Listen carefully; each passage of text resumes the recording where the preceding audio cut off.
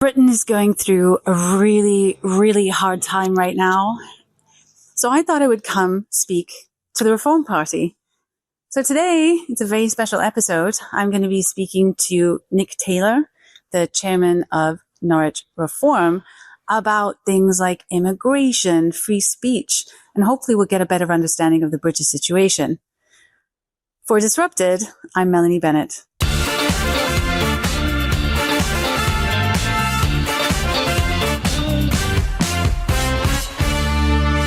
So Nick Taylor, thank you so much for joining me. I have tried to contact the mayor. I've tried to contact the local MP, local Labour MP. I've tried to reach out to a lot of people since I've been here, and you are the only politician that was willing to speak to a foreign journalist. So I appreciate it very much. Thank you for talking to me today. That doesn't surprise me. Oh, yeah. Well, maybe you can tell me a little bit about this. Maybe you can tell me who you are for the Canadian audience. Well, I'm the chairman of the Norwich branch of Reform UK. That means I'm responsible for growing the movement in Norwich. So we have two parliamentary constituencies. We have Norwich North and Norwich South. And that fits into Norfolk, which is a very rural county. So we have city and county.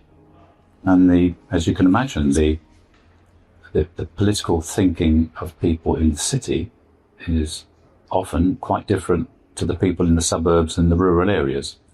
So Norfolk is, Norwich is very much an outlier, should we say, within the county.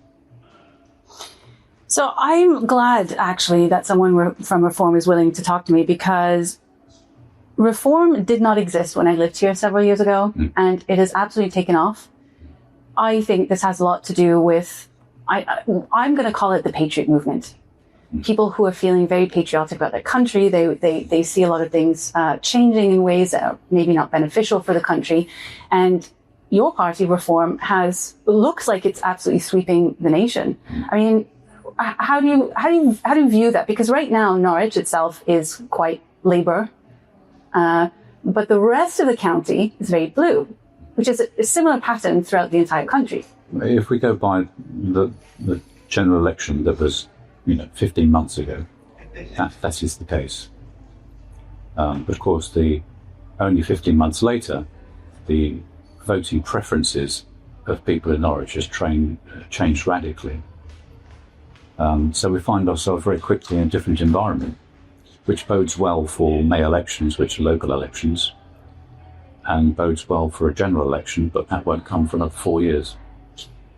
One of the things that I've noticed while I've been here, I have managed to speak to the Cities of Sanctuary, which is an organization that's not a national organization, but also has Norwich Cities of Sanctuary, who are organizing means of welcoming illegal migrants and refugees and so on and so forth, asylum seekers.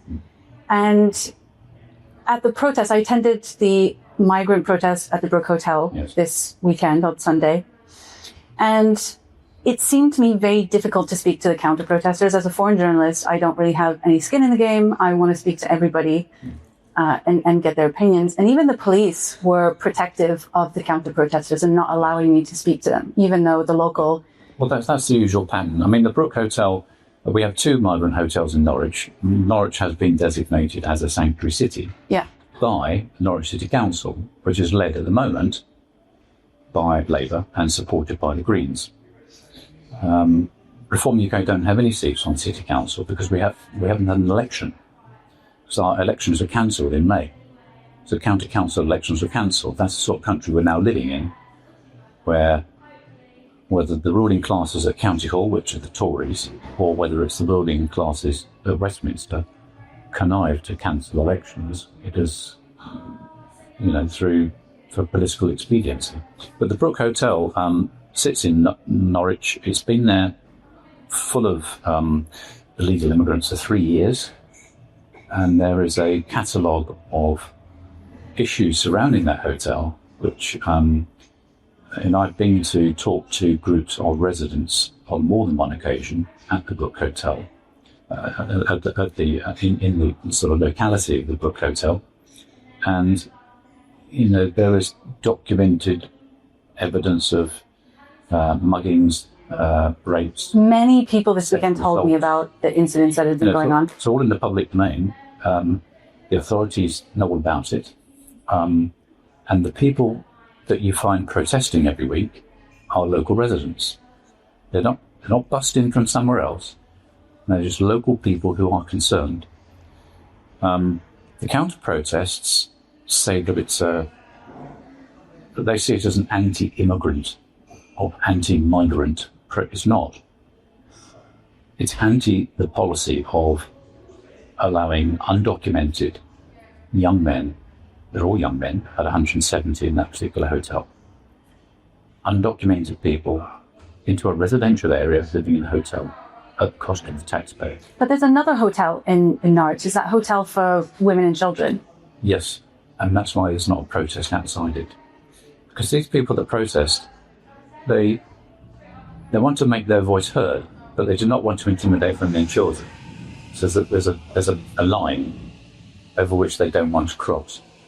Now, if you compare that with the counter-protest, which are bussed in from outside the area, generally, they are led by the local Labour MP. And the words he uses to describe the residents who are protesting, his own constituents, are racists, bigots, extremists. And these are his own constituents he's talking about. So rather than listening over the last 3 years to their concerns, as I have done, I don't have a mandate because, again, we haven't had an election, so I'm not in power. So the elected officials, whether they be the local MP or the councillors who sit in the council, all of whom are Labour for that particular part of Norwich, both all, they haven't been listening to the residents. They have ignored the residents. And when you see, if we take this case and then magnify it across the country, you begin to see why there is a movement against migrant housing hotels. And then you come on to the flag campaign, and people ask me what that's about. Well, it's a cry for help from millions and millions of people who have been unheard, ignored. They've been told they're bigots, they've been told they're racist, they've been told they're extremists, and they're just ordinary people. Can I just add some context? Because for the people watching, they might not understand what this Raise the Flags is. It's a movement across the country to particularly raise the national flags, not the Union flag, but the English flag, the Scottish flag, the Welsh flag, as a means to assert that the country is for the peoples of the country, right? It's a very patriotic movement. However, and I think it started in Birmingham, and it just completely grassroots, swept the nation. People all over the place are putting up the St. George Cross, the Red Cross. But this is viewed as a racist symbol. And one of the things that Canadians might not be aware of, as I believe part of the reason that it's viewed as a racist symbol is because this association with football hooliganism and things like that. Now, that's not actually all that relevant because it's not really what the Raise the Flags movement is about. No. But there's a huge pushback from the Labour government right now against these flags as, again, like you say, a racist symbolism for people who care about the country. Yeah. There are still millions of people on the left in this country who think anyone that raises the Union flag or the England flag are just racist bigots, nationalists. These people actually don't want nationhood. They would be delighted if we had no borders. They were delighted when we were completely subsumed by the EU. And the whole purpose of the EU has many purposes, but one is to create a European superstate where there are no countries. There is no nationhood. There are no borders. And that's the end game. And so, yeah, these protests, and if people are taking part in the flag campaign, they're flying in Scotland, they might be flying the Scottish flag, in Wales, the Welsh flag, in England, the England flag, but they'll also be flying the Union flag. And you see, again, it's not just the illegal immigrants and hotels that people have been ignored. We've been ignored about dozens of things. I think Canadians can sympathise with that. And we have had decades of being told that we should be guilty to, if we're English or British, because we are the cause of all the problems in the world, according to the left. We've been told that other cultures are at least as valid as our own, which, is patently untrue if you analyse other cultures, that some of which carry on with traditions and customs that belong in the third world. So it's not the case that all cultures are equal, and we should be very proud of Western civilization. We should be very proud of Britain's part in building the modern world from the ground up following the Industrial Revolution. None of this is permitted to be talked about in our schools and universities anymore. And so the raising of the flag is a counter to that constant drilling into us over the last 20 to 30 years by a politicised education system that we should feel guilty for being British. And we're racist if we raise the flag. Everything you're saying is so similar to what's going on in Canada. Our own Justin Trudeau said that Canada was the first post-national state. Even though we're a British colony, we retain a lot of the British traditions until recently, I guess, until we became a post-national state. Now we have Mark Carney, who is very close to Keir Starmer. In fact, I believe that he was in Liverpool this week with Keir Starmer to announce the digital ID, which is a massive overreach in terms of controlling people's freedom of expression. That is something that Canadians are very, very concerned about, because we look at Britain in terms of the free speech issue or the control on people's speech. The fact that there are so many individuals being jailed for tweets, or that there are individuals simply being charged and jailed on the basis of speech or expression alone, which is something that's still not quite as advanced in Canada. And I'm curious to know from your perspective, if reform does manage to sweep the country in the next elections like expected, how would you deal with that? Well, you're right that Carney and Starmer make very comfy bedfellows. They're both globalists. They are the polar opposite to what direction reform would want to take the country. We do believe in nationhood. We do believe in sovereignty. And these are terrible things, according to the EU and the UN. They don't want to hear this at all. But we would restate sovereignty and nationhood. Getting into power is not only likely, it's possible, but that's only the very first step. That's only the very first brick in the wall. We have an enormous task to repeal many acts of Parliament that have landed us in the state that we're in. Right of centre intellectuals like David Starkey will talk about the Great Repeal Act as being a necessary part of getting a conservative with a small c agenda over the line in this country, which was not done. We're in complete bewilderment why the Tories for 14 years didn't make steps to turn the tide of progressive policies during their time in office.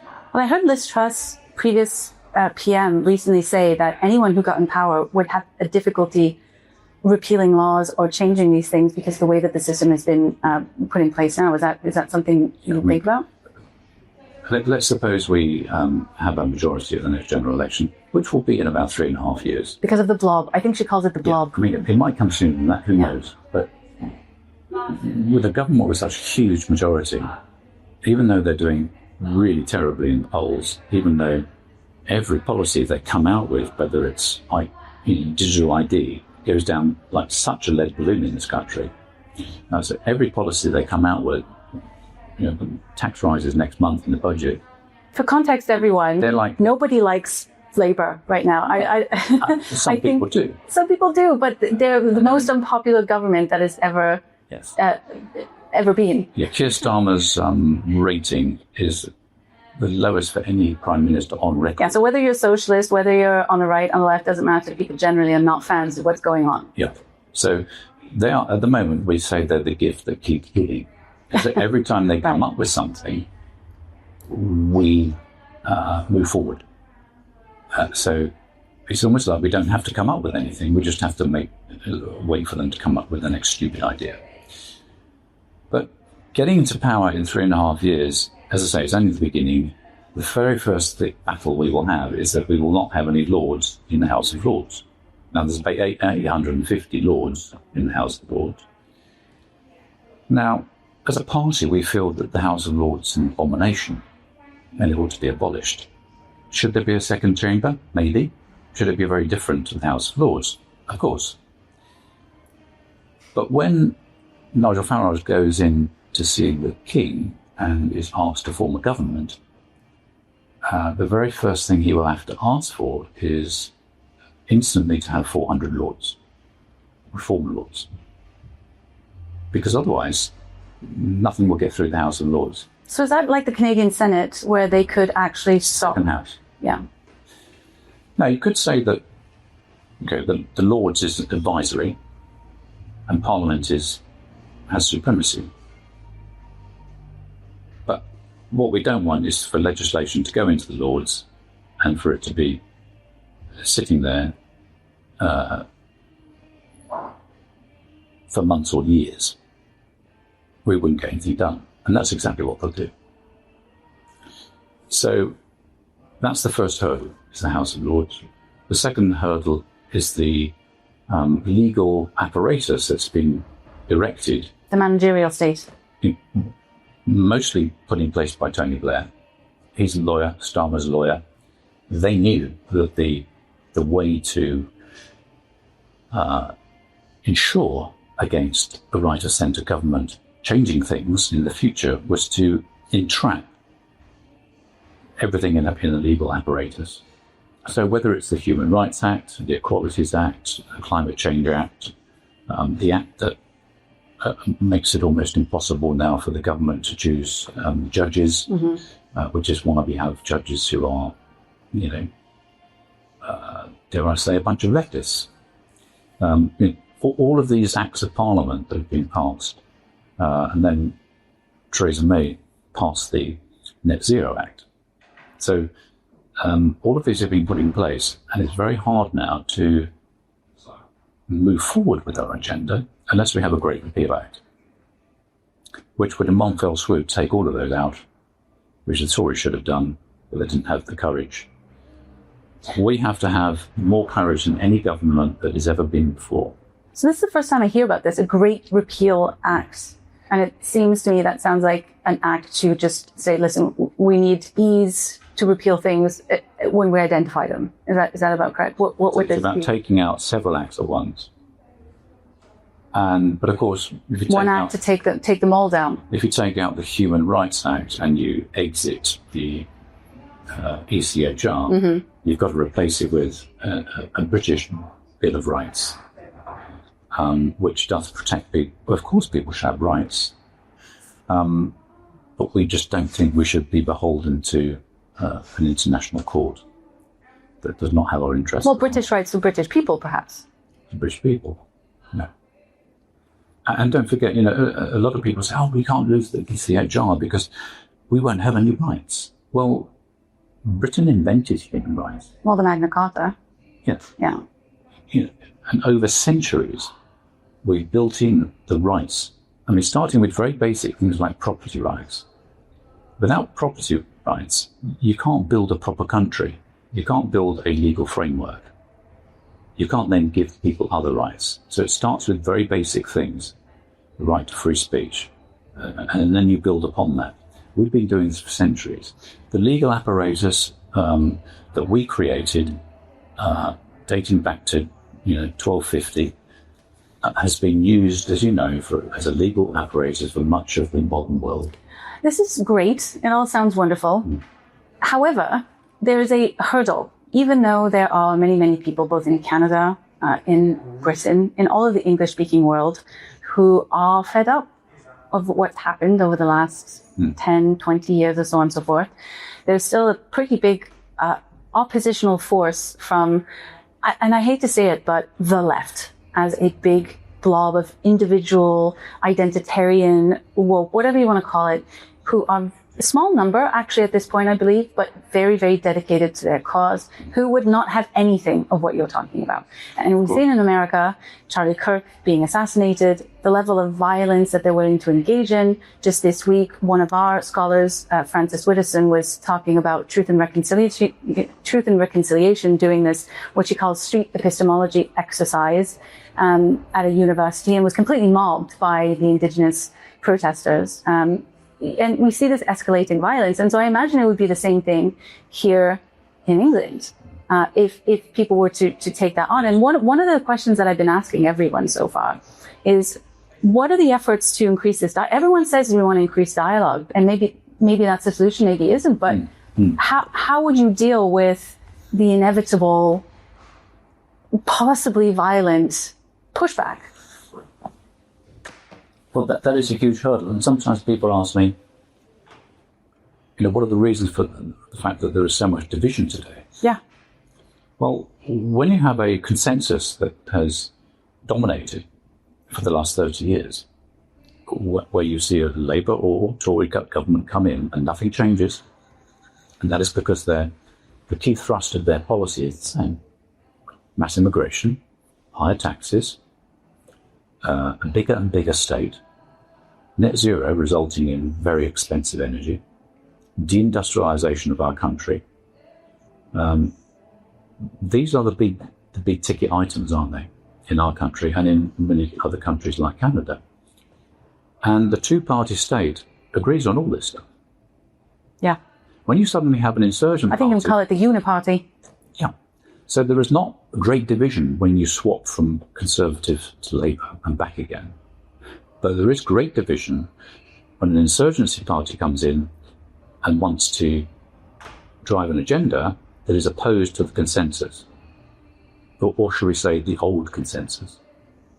That is where the division comes from, because it might come from that, but even if you manage to enact the things that you're saying, even if the majority of the people agree, the people who agree, the masses, are quite docile, actually, really.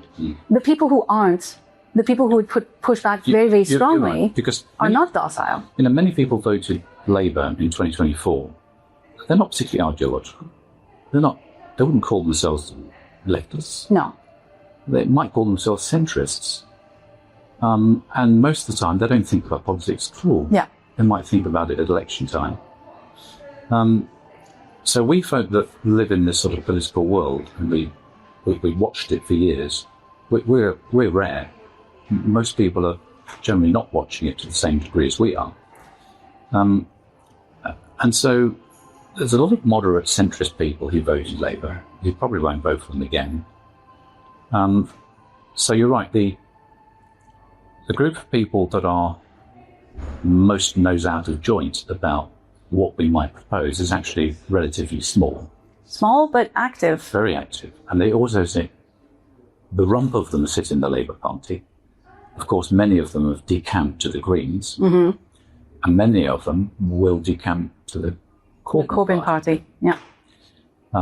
So those are the three pots in which they sit. And increasingly, the Liberal Democrats, which we say are neither liberal or democratic in nature, they are now a out-and-out leftist party too. So you have four groups within those four parties who will fight tooth and nail against any change whatsoever. The consensus suits them, even if it means they don't see it this way, of course. Even though it means that economic decline, cultural decline, social decline, most importantly, constitutional and democratic decline. Yeah. Well, I'm conscious we're running out of time, but I would love to hear from you, given that the UK is, the UK has reform. Canada doesn't have, I suppose, a dissident party of note that people can get behind. What would be your advice for, I guess, what you could say, Canadian patriots who are looking for something different? Well, I think Australia is similar to Canada and to the way we were in this country when we had a two-party system.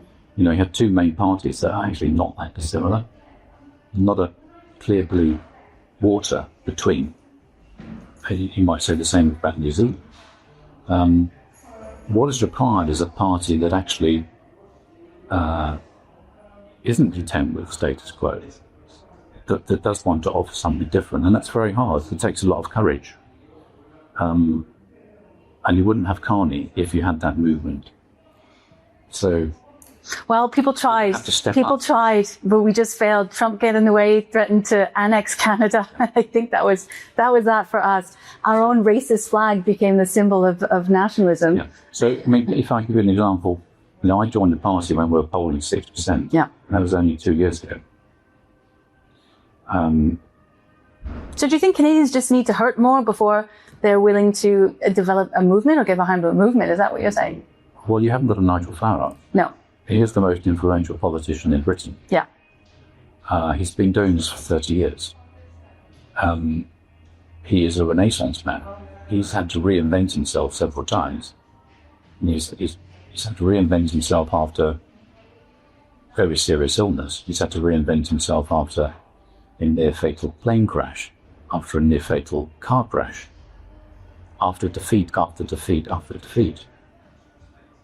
This sort of movement takes enormous courage, whether it be at the top of the party or with people like me, I'm just responsible for a small piece. It takes enormous courage. No. And that's what Canadians have to understand. You do have to make sacrifices if you want to get out of the situation. And why would you do that? Well, I have two sons. They're 23 and 20. They will not have as good a life as me, as I had when I was their age in the 1980s. When I lived and worked in London, I did not even think about my energy bill. I did not decide whether I could eat or eat that week. Yeah. If I got bored with my job or I lost my job, I just got another one. I ran a nice car, I lived in my own property, and I had a social life, and I could afford everything. Yeah, it's not the reality for young people in Canada today. It isn't the reality for our people at all. We've got 5 million young adults living with their parents in this country. That's just unsustainable. And it's a terrible injustice. So there's the motivation. That's my motivation. For a better future. Yeah. Well, Nick Taylor, I appreciate you taking the time to talk to me. And I hope other politicians will be willing to talk to us. It could be such a shame that, we go back to Canada with tales of the UK and only get one side of it. But I appreciate it very much. Thank you. There are so many similarities between the UK and Canada. It's hard to describe. I hope it came across in this conversation. But whatever's happening here might be happening in Canada in the future. So if you liked what you heard, if you want to know more, if you want to leave a comment, you know what to do, like, subscribe, and all the rest. For True North, I'm Melanie Bennett.